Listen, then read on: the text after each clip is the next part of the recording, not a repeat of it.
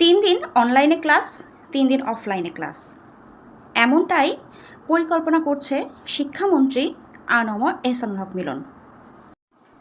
বাংলাদেশের বিদ্যুৎ সাশ্রয়ের জন্য এমন অভিনব পরিকল্পনা করা হচ্ছে।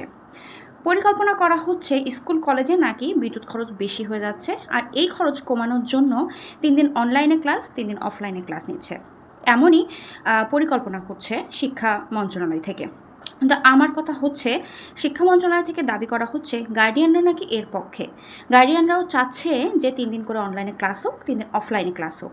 আমার প্রশ্ন হলো, কোন গার্ডিয়ান এমন পাগল সিদ্ধান্তের সাথে মত দিতে পারে? আপনারাই বলুন। আমি একজন গার্ডিয়ান হয়তো এই সিদ্ধান্তের পক্ষে থাকতে পারি না, আপনি কি থাকতে পারবেন? কোন গার্ডিয়ান আছে যে তার বাচ্চাকে স্কুলে না পাঠিয়ে অনলাইনে বাসায় বসে ক্লাস করানোর কথা চিন্তা করতে পারে?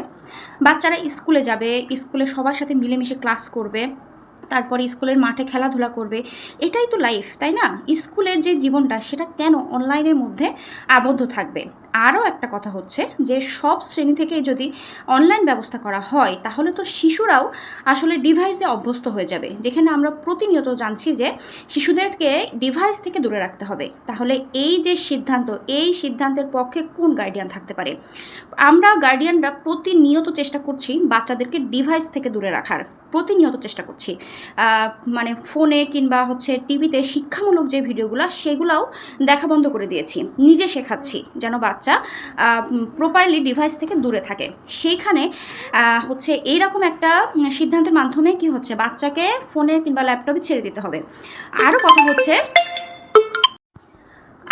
হচ্ছে মানে বাংলাদেশের প্রত্যেকটা ফ্যামিলি কি আসলে তার বাচ্চাকে ভালো একটা ফোন বা ল্যাপটপ দিতে পারবে? বা ইন্টারনেটেরও যথেষ্ট কি থাকা লাগবে, মানে শক্ত কানেকশন থাকা লাগবে, মানে ওয়াইফাই থাকা লাগবে। আপনি তো ফোনে সিমে কিছু মেগাবাইট কিনে অনলাইনে ক্লাস করতে পারবেন না, তার মানে ঘরে ঘরে ওয়াইফাই থাকতে হবে। আসলে এইরকম সামর্থ্য কি বাংলাদেশের প্রত্যেকটা মানুষের আছে? আর একটা ল্যাপটপ কিংবা একটা ফোন একটা বাচ্চার জন্য এই বয়সেই সিলেক্ট করে দেওয়া, এটা তো খুবই অযৌক্তিক লাগছে আমার কাছে। এমন সিদ্ধান্ত কিভাবে নেওয়ার পরিকল্পনা করতে পারে একটা দেশের শিক্ষামন্ত্রী? এটা আমার মাথায় ঢুকছে না। আপনারা কি এখনও চুপ থাকবেন? অবশ্যই আপনারা আওয়াজ তুলুন। আপনাদের সন্তানের ভবিষ্যতের কথা এখানে।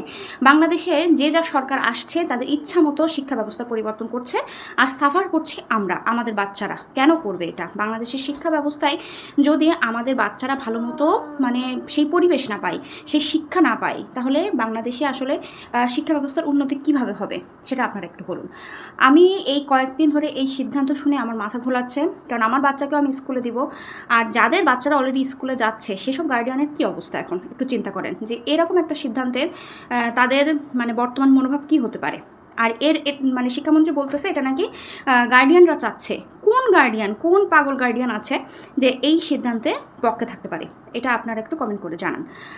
আজকে কি বলবো, বাংলাদেশে যে কি চলতেছে না চলতেছে কিছুই বুঝতে পারতেছি না, কিন্তু যাই চলতেছে না কেন তার ভুক্তভোগী হচ্ছি আমরা।